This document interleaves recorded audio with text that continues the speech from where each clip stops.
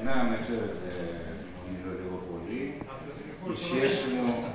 Η σχέση μου με το θέμα είναι ότι 36 χρόνια ασχολούμαι με αυτά τα ζητήματα, τα ενεργειακά, συμβατικά και ανανεώσιμα και στον οργανισμό ρυθμιστικού και στην ΕΚΟ που κατέληξα.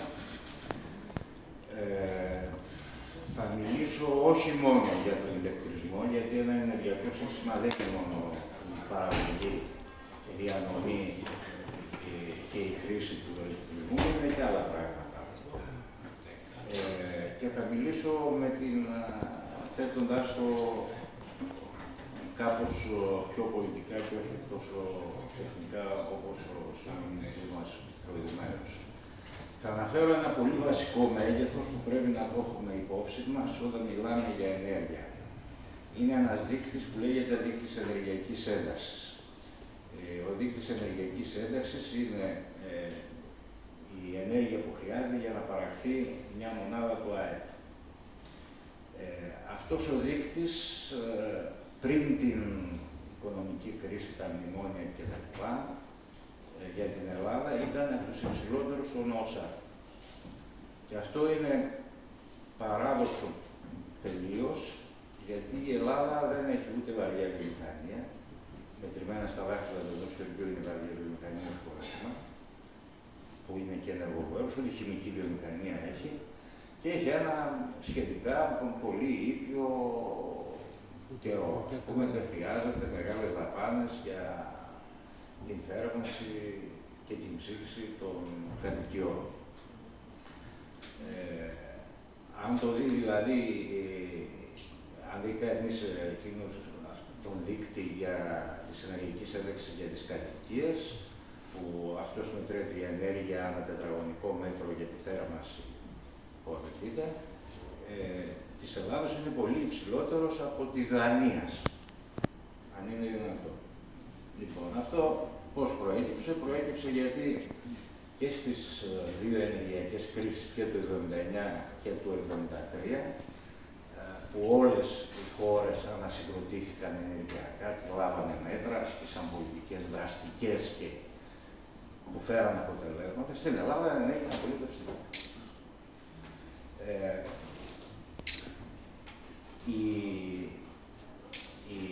Η μεταρρύθμιση και η απελευθέρωση στην αγορά ενέργειας έχει ξεκινήσει, όπως πολύ σωστά είπε ο συνάδελφος προηγουμένως, πριν 30 χρόνια. Υπάρχουν 32-33 κοινωνικές οδηγίες και κατευθύνσεις, αλλά έχει ενταθεί τα τελευταία 10 χρόνια ως ένα βασικό εργαλείο για το Green Deal, την πράσινη συμφωνία.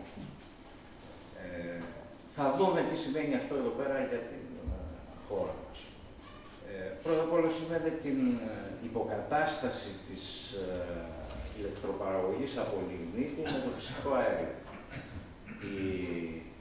Και μάλιστα πολύ πρόωρα, πρώτος από όλους ο Σαμαράς, δεν απεμπόλησε την διεκδίκηση παραπάνω δικαιωμάτων ρήπανσης, εκπομπής διοξειδίου του άνθρακα.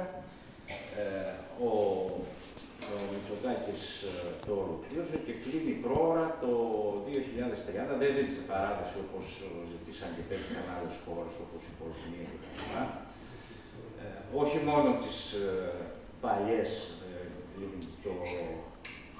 παραγωγικές μονάδες, αλλά και την πλέον σύγχρονη, την λεγόμενη Πτολεμαΐδα 5, που στοίχησε 1,5 δις και δεν έχει έναν χρόνο που λειτουργεί. Και θα την κλείσει το 2028. Και θα είναι η μόνη μονάδα που θα παράγει με εμπόριο καύσιμο ηλεκτρική ενέργεια.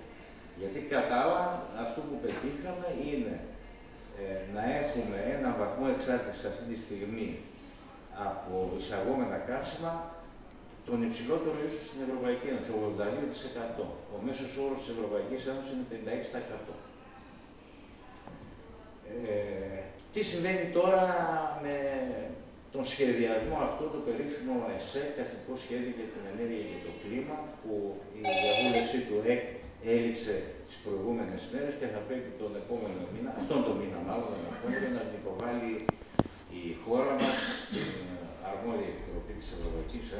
και άλλες χώρες για να ελεγχθεί κατά πόσο είναι προσαρμοσμένο στις απαιτήσεις του Green Deal.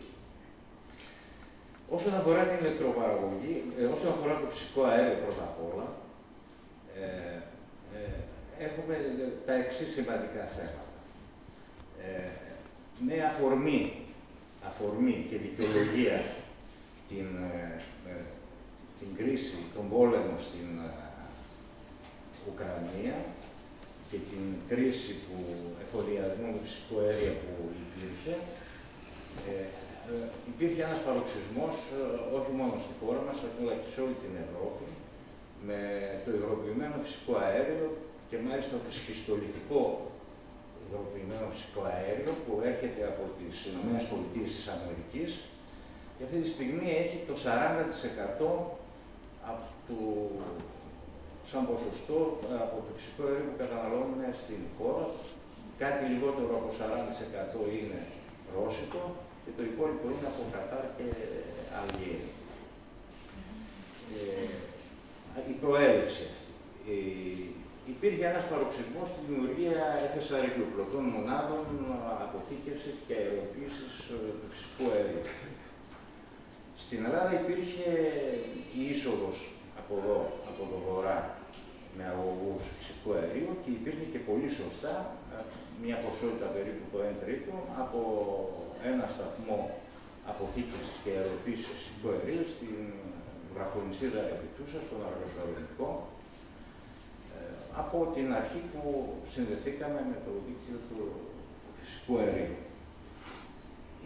Πριν 16-17 χρόνια, η ΡΑΕ, η Ρυθμιστική Αρχή Ενέργειας, ζήτησε να εκπονηθεί μια μελέτη για να ελεγχθεί η επάρκεια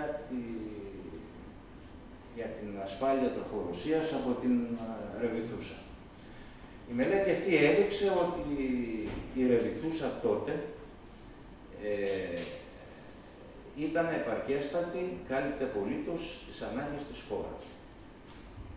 Χωρίς να γίνει η μετέπειτα επέκτασή της, που προφανώς έγινε γιατί πλέον η Ευρωπαϊκή Ένωση ζητούσε την πρόσβαση τρίτων στα δίκτυα, να μπορεί δηλαδή ο Μυτιληναίος να εισάγει υγροποιημένο φυσικό αέριο σε εγκαταστάσεις της Ρεβιθούσας και μετά δια των αγωγών να φτάσει στις μονάδες του στην ιδιωτία και να τις χρησιμοποιήσει. Αλλά αυτό που έγινε μετά, με το FSRU, αυτό που σήμερα στην Αλεξανδρούπολη επισήμως πλέον ανακοινώνεται ότι αρχίζει την εμπορική του λειτουργία. Άλλο ένα επίσης του ιδίου ενδιαφερόμενου του Κοπελούζου που θέλει να κάνει στην ίδια περιοχή, στο Θρακικό Πέλαγος. Το γνωστό FSRU εδώ σε εμάς. Το FSRU στη Μαγνησία. Και το FSRU που θέλει να κάνει ο Βαρδινογιάννης στις εγκαταστάσεις του στο δικαστήριο δεν έχει ξαναγίνει. Υπήρχε μια υπερθέρμανση στον τομέα αυτό πανευρωπαϊκά, αλλά όταν είδαμε ότι εξομαλύνθηκε η αγορά του φυσικού αερίου, μαζεύτηκε το πράγμα. Να πω μόνο ότι το FSRU Αλεξανδρούπολης, και η σημασία αυτό εδώ πέρα, επιδοτήθηκε με 200 εκατομμύρια από το ΕΣΠΑ. Μια ιδιωτική επένδυση, στην οποία συμμετέχει βέβαια με ένα μικρό ποσοστό και η ΔΕΠΑ, αλλά συμμετέχει ως μέτοχος σε μια ΑΕ. Η επιδότηση 200 εκατομμυρίων, η ίδια εταιρεία του Κοπελούζου ήδη έχει ξεκινήσει. Το άλλο που θέμα είναι οι μονάδες ηλεκτροπαραγωγής του φυσικού αέριου. Η ίδια εταιρεία του Κοπελούζου χτίζει τώρα, κατασκευάζει μία μονάδα συνδυασμένου κύκλου, παραγωγής ηλεκτρικής ενέργειας συνδυασμένου κύκλου, στην Αλεξανδρούπολη, ισχύως 840 ΜΒ. Ήδη τελειώνει και μέχρι τέλος του χρόνου μια παρόμοια μονάδα στην Κομοτηνή, 870 ΜΒ, το ίδιο συνδυασμένο κύκλο, στην οποία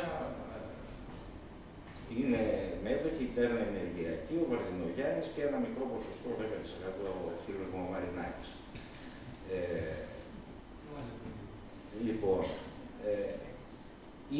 η υποσυζήτηση, έχει πάρει και περιβαλλοντικούς όρους, μια άλλη μονάδα ηλεκτροπαραγωγής από την Ελπέτησο, δίπλα σε αυτήν που ήδη λειτουργεί, αυτή που ήδη λειτουργεί είναι 440 ΜΒ, αυτή που θα λειτουργήσει θα είναι κάπου 860.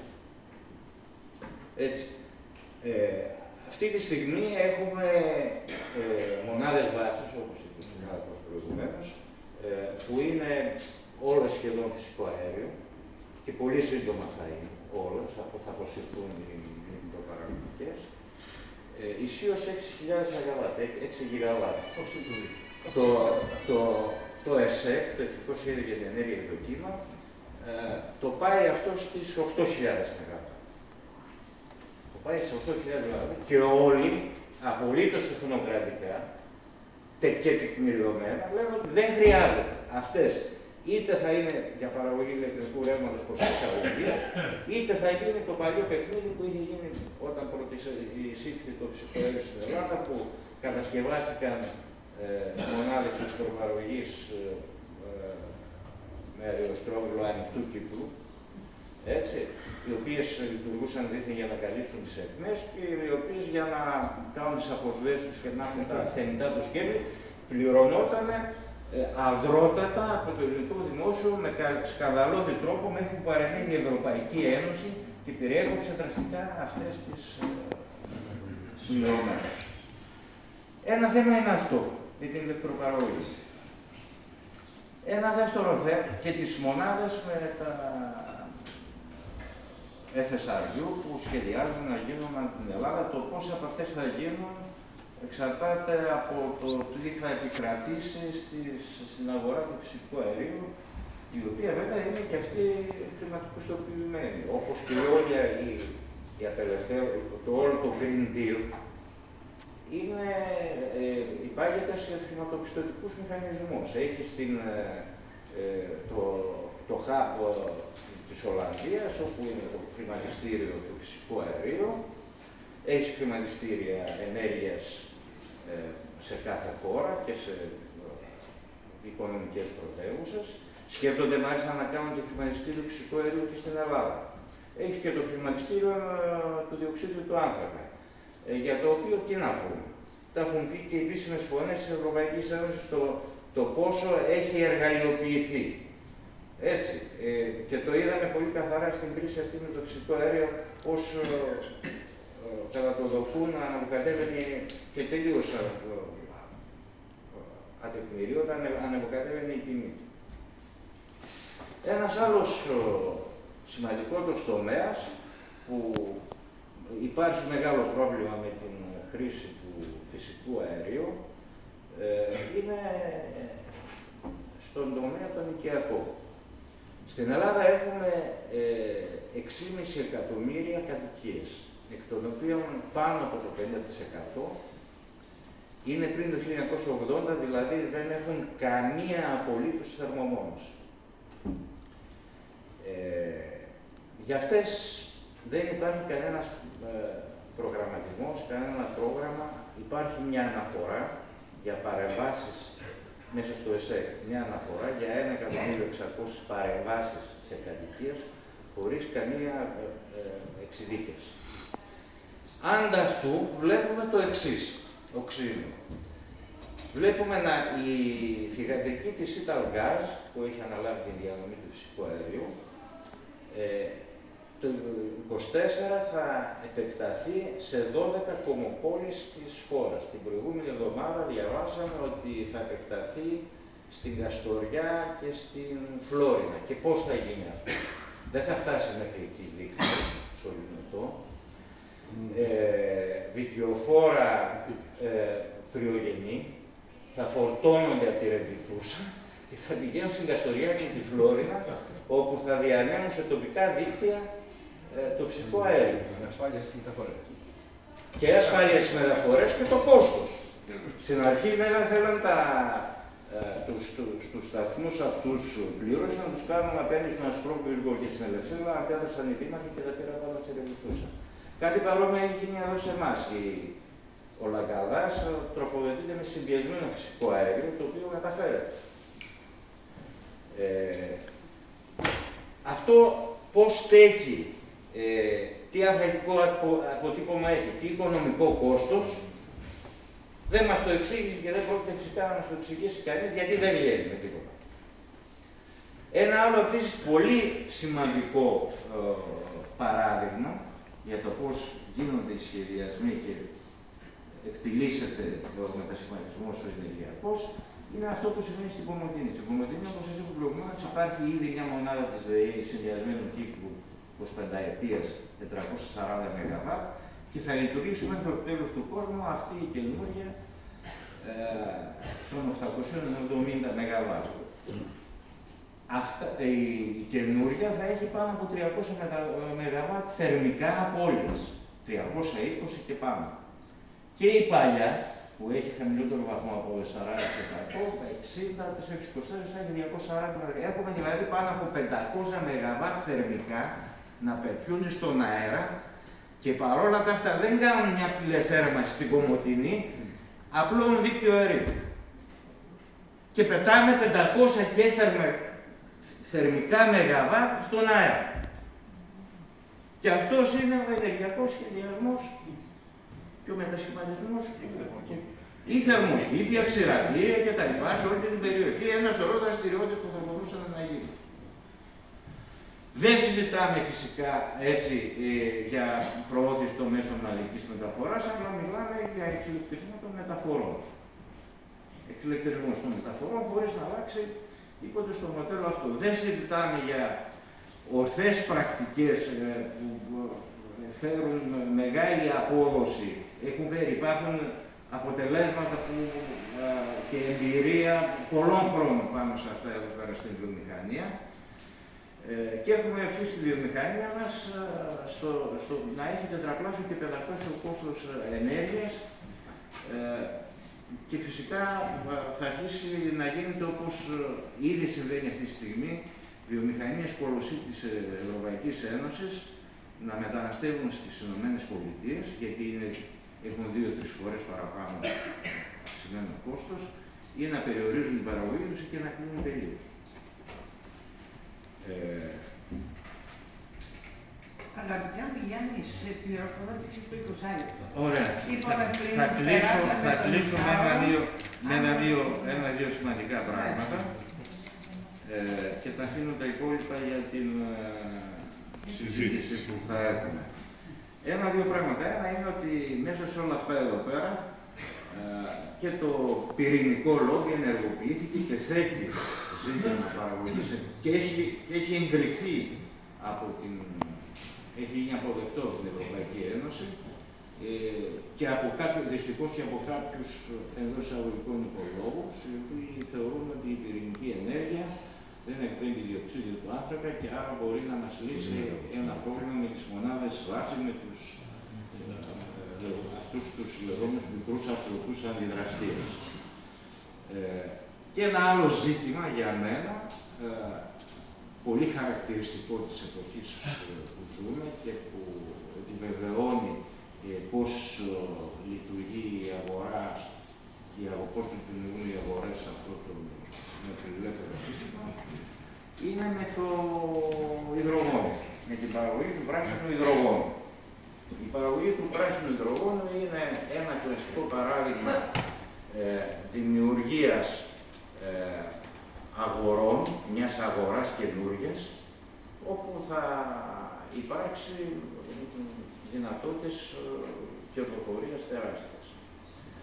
Αυτό όμως δεν εδράζεται σε καμία ούτε επιστημονική λογική, γιατί θερμοδυναμικά είναι παράλογο τελείως. Για να παράγεις μια μονάδα ενέργειας υδρογόνου θέλεις πολύ περισσότερο, έστω και πράσινο ηλεκτρικό ρεύμα, θέλεις ενέργεια σημαντική για να το ψήξεις και να το συμπιέσεις για να το μεταφέρεις και ακριβό ειδικό εξοπλισμό. Όταν φτάνει το κόστος 7 ευρώ το κιλό του υδρογόνου, είναι έξω από κάθε σύγκριση, κάθε λογική το να δεις σε μια τέτοια δικασία. Ευτυχώς με την τελευταία έκδοση του ΕΣΕ έχει περιοριστεί δραστικά αυτός ο τομέας. Κλείνω λέγοντας το εξής, ότι ένα τέτοιο τεράστιο θέμα, όπως είναι η ενεργειακή μετάβαση και το Green Deal, σήμερα πλέον διαχειρίζεται και το διαπραγματεύονται μόνο οι δυνάμεις της αγοράς. Δυστυχώς και ο επιστημονικός κόσμος απουσιάζει, ακόμη και ο καθήλυνα αρμόδιος, το ΤΕΕ για παράδειγμα, δεν έχει διατυπώσει καμία άποψη για όλα αυτά τα ζητήματα. Έτσι. Αλλά και ο πολιτικός κόσμος. Αν θέλουμε ένα δημόσιο σύστημα μεταφοράς ενέργειας με καθαρή και προσιτή ενέργεια για όλους, θα πρέπει οι ζωντανές κοινωνικές δυνάμεις μαζί με τους ανιδιοτελείς επιστήμονες, γιατί υπάρχει τώρα ευρωπαϊκά προγράμματα έτσι. Λοιπόν, να διαμορφώσουν και να διατυπώσουν έναν εναλλακτικό σχεδιασμό για την ενεργειακή μετάβαση. Ευχαριστώ.